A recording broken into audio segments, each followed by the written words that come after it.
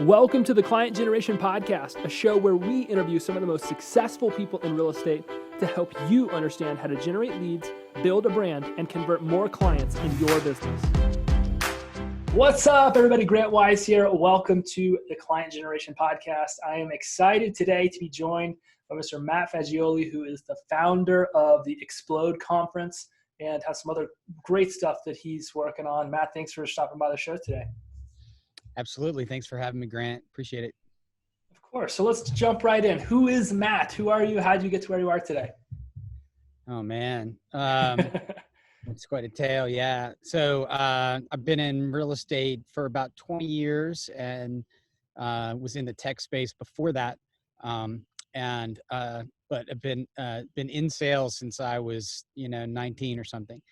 And so, but got in real estate, built a big team in Georgia, sold that team, and we're the top 10 team in the state. This 20 years ago, and sold that team. Did a bunch of tech consulting in the real estate space. Built Xplode Conference 10 years ago, and just in the last couple of years, I built a new brokerage called BKG Brokerage Atlanta, and we're tearing it up with that. So that's the short story.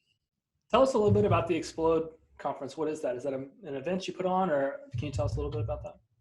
Yes, the Xplode Conference is the largest independent series of conferences in the real estate industry.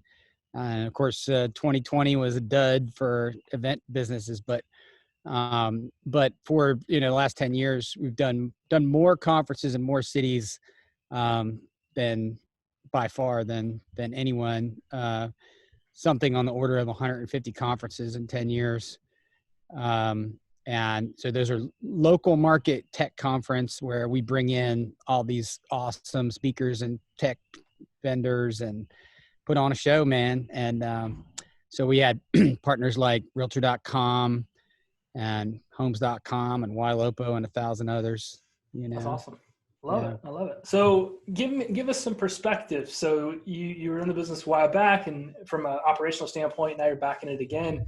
What are some of the biggest differences you're seeing in the way that we go at it today versus maybe how we got clients, a decade ago? Yeah, when I got in the business when it was really hot in 2002, 2003, and we were printing money, but I built, top 10 business in the state. So, even though everybody was doing well, I mean, we definitely were hitting it out of the park. And I think I attribute that to the fact that I came into it with a tech background and a marketing background. And so I just approached the real estate business from day one from this, heavy marketing tech background. I had one of the very first, not the very first websites, but very first IDX, which was came from a company called WolfNet, who still exists. And but anyway, they were they might have been the first to really have any kind of graphical IDX in the real estate space. And so we had a real tech marketing approach to the business, and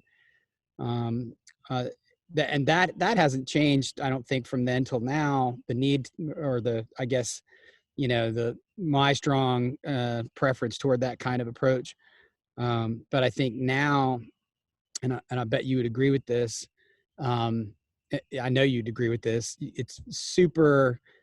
Anybody can enter the space now and apply the appropriate dollar spend, and just absolutely crush it. You still have to not be a jerk to the client when they call you, but in terms of, creating business, it's never been easier to create lead flow than it is now. Right. I think creating opportunity is one of the easiest things to do. Now we can move our conversation. Converting opportunities is a little bit of a different story. What are you all seeing now is really helping you convert at the highest levels?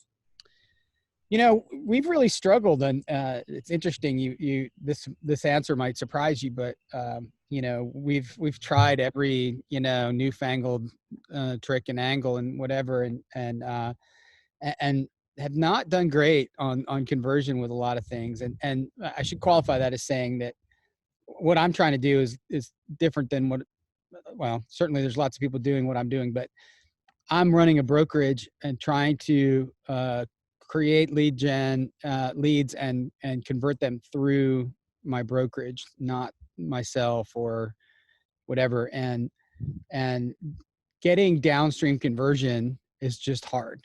And so, I listen to lots of and have interviewed lots of other people who have had great success with it. But, when I'm being honest, I go, man, it's just hard, and we've kind of gone back to the basics of late of, really driving sphere of influence, really driving, fundamentals of real estate. And not that we don't, try to convert leads or whatever, but,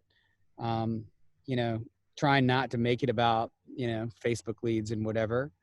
What I've seen now in the last couple of years and having, 70 plus agents in our brokerage is that there's a lot of low hanging fruit across those 70 agents that they're not even, they're not capturing attention to. Yeah. Yeah. So we want to kind of double down on, hey, let's make sure we get all of the sphere of influence business.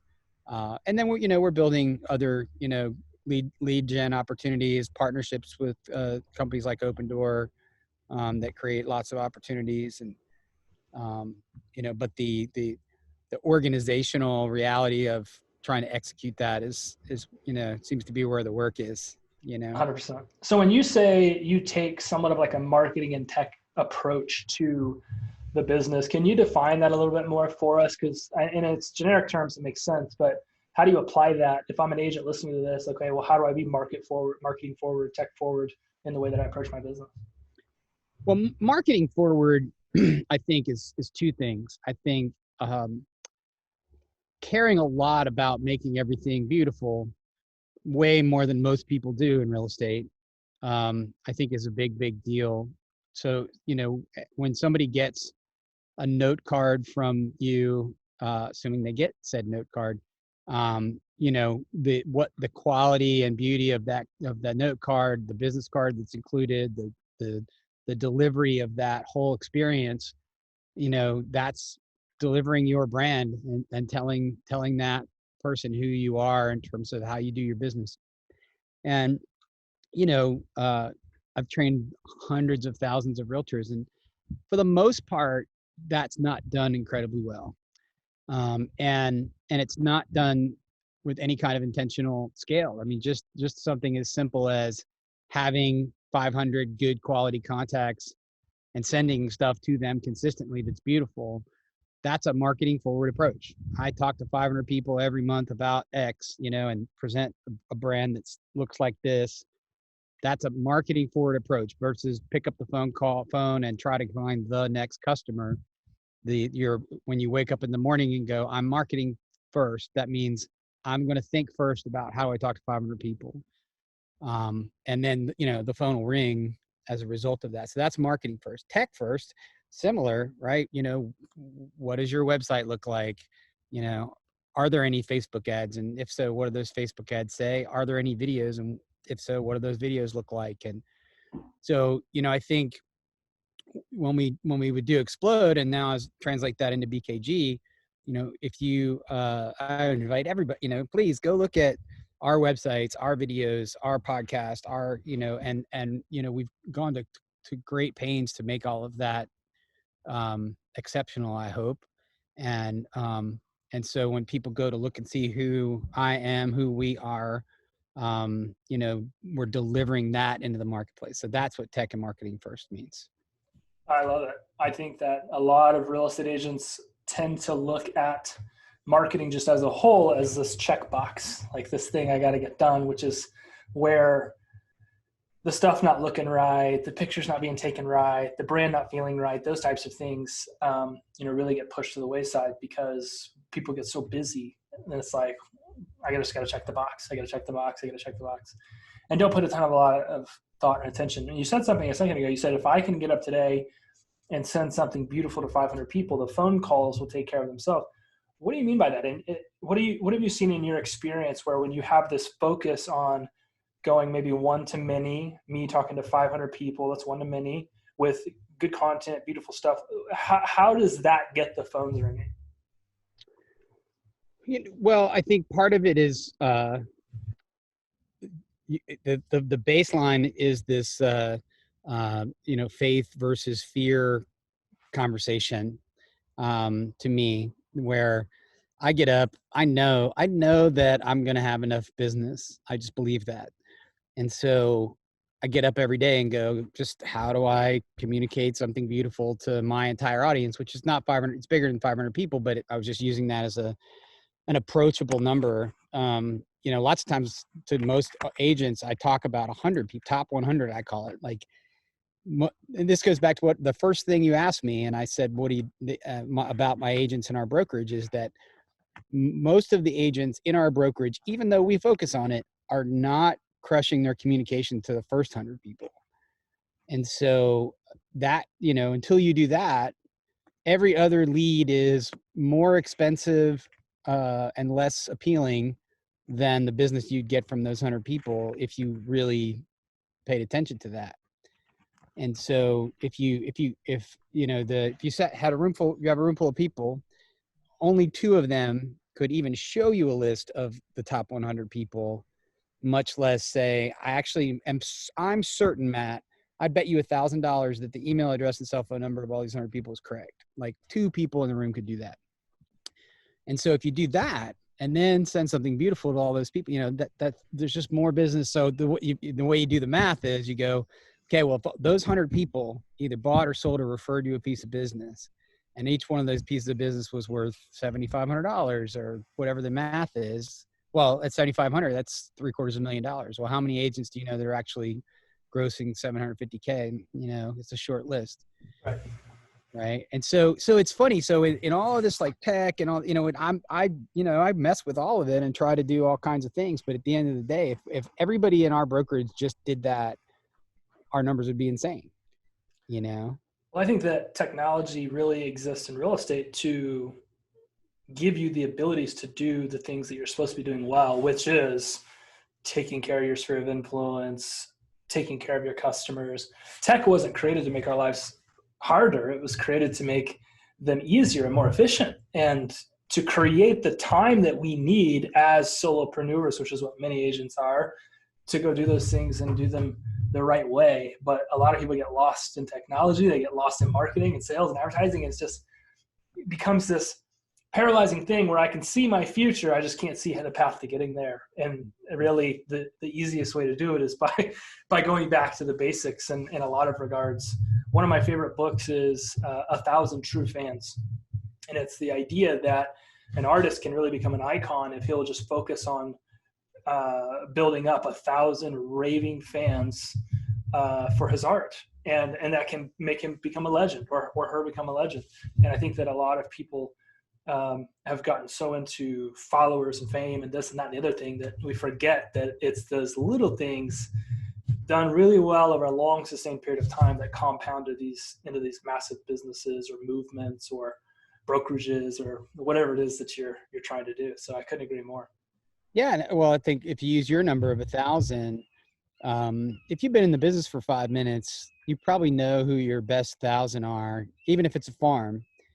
And if you just really spent time and money and effort, on that farm, and, the business that you're in, just if you just had great ads running to 1,000 people, right? You don't need to target the whole city, like target 1,000 people. That ad's not even expensive, Right. You could try to spend $1 million a day and, the platform's not going to allow you to do it because the audience isn't big enough. It's really only going to let you spend restricted to how many people it can actually touch and connect a day, which is pennies on the dollar comparatively.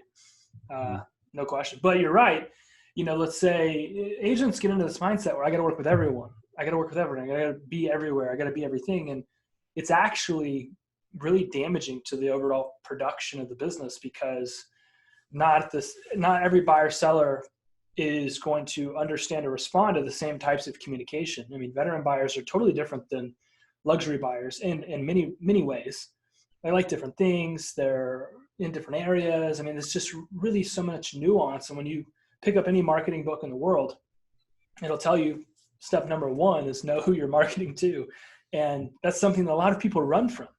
And it's really debilitating to many businesses because they don't just zero in. If I was going to go in and consult somebody today, it's like, hey, let's find our target ideal customer, like the people we can turn into raving fans. That might be 6,000 to 8,000 people in a whole market.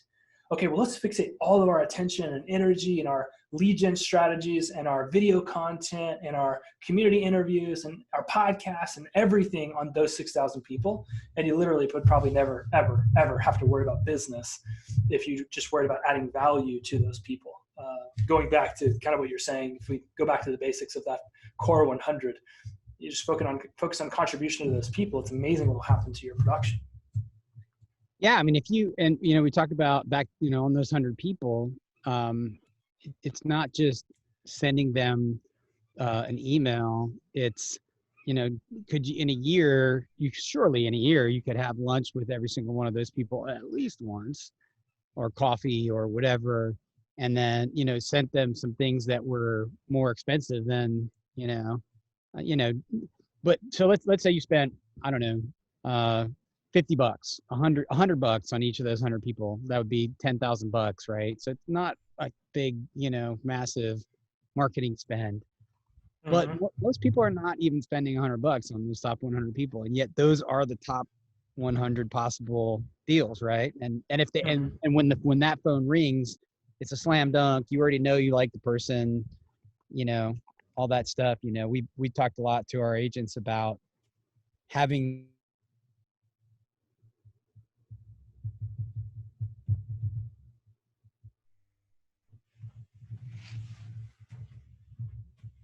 experience, You broke up there a little bit. We lost you when you said we talked to our agents and then you cut out. Do you mind repeating that? Oh, sure. Sorry. I said, we tell our agents to ask, the first question they should be asking is, how much do you want to work with this person? How much do you want to spend time with this person? Because if those are tens, then your life is awesome. If you're working with a bunch of people and you think that answer is 2, your life's going to suck. Right. And that goes back to that faith or fear of going, I don't need to work with this person because they don't match for whatever reason. It might just be, they're not your people. I couldn't agree more.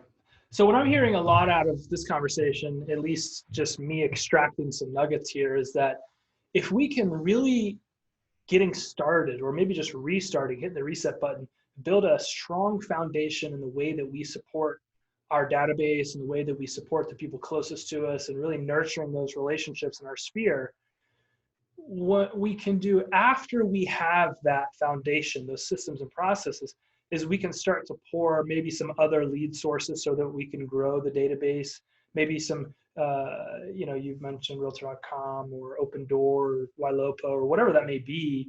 We can start to pour some gasoline essentially on an open fire because we have a good foundation.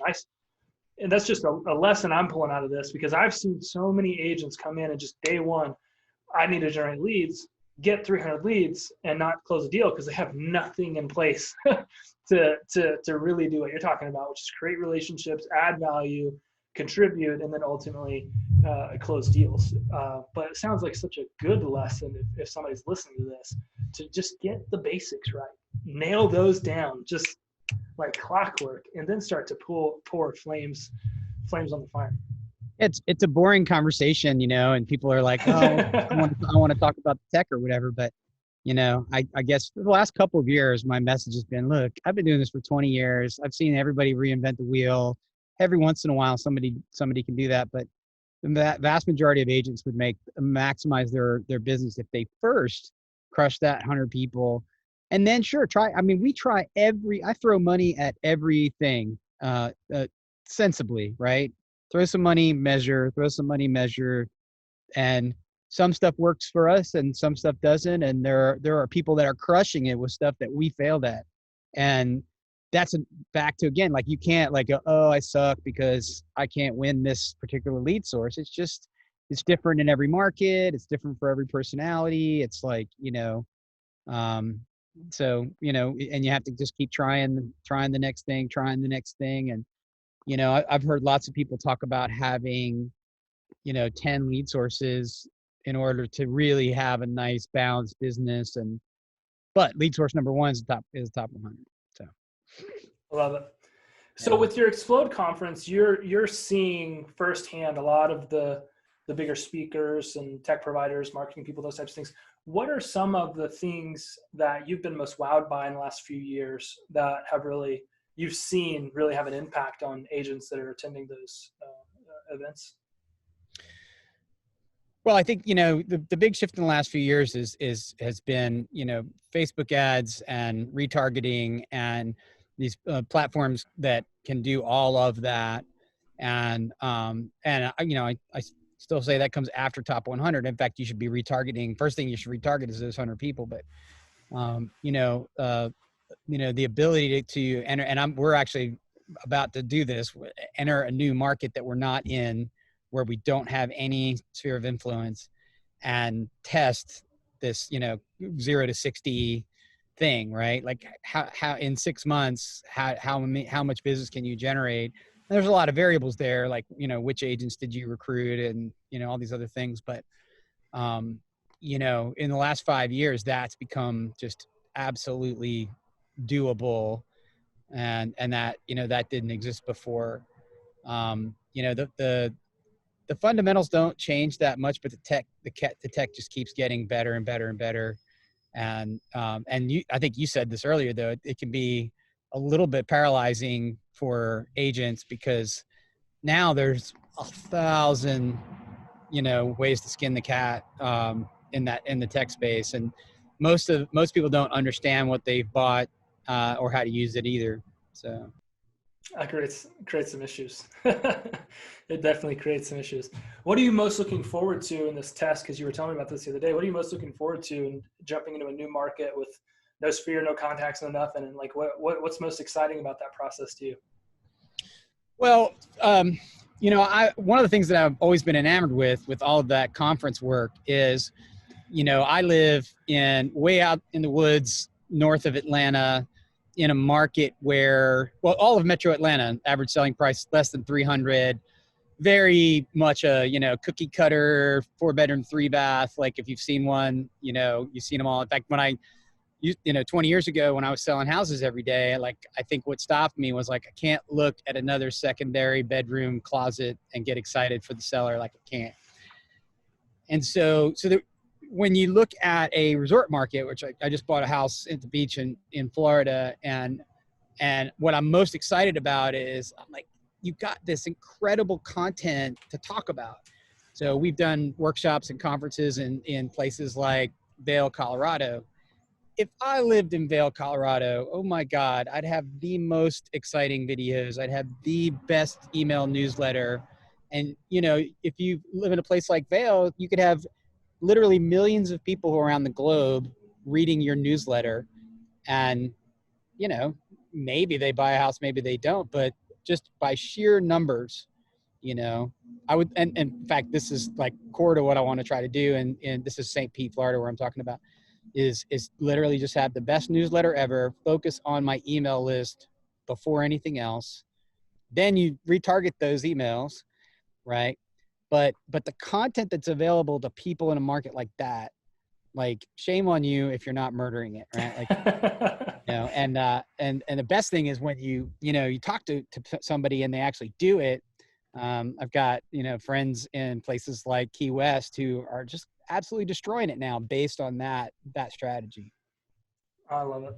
I'm excited to watch it, man. I'm excited to look and see how you guys continue to grow in that market. That stuff's exciting, and it's always exhilarating doing something new. So I'm looking forward to it. I appreciate the conversation today, Matt. I know you're a busy guy, so I thank you for taking time and jumping on the podcast, add some value here. What's the number one way somebody could connect with you if they wanted to learn more about you and what you're doing?